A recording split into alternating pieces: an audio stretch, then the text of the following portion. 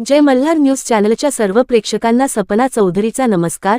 नंदुरबार जिल्ह्यातील दिव्यांग सक्षमीकरण विभागामार्फत दिव्यांग नोंदणी मोहीम सुरू।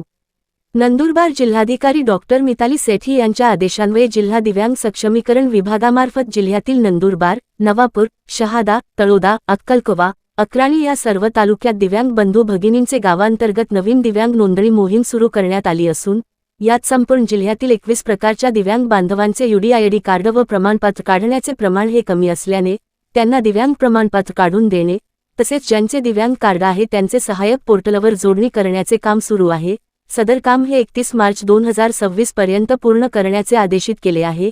ज्या बांधवांचे दिव्यांगत्व प्रमाणपत्र व UDID कार्ड नाहीत अशा सर्व दिव्यांग व्यक्तींचे मोहीम स्वरूपात UDID कार्ड काढणे सुरू आहे।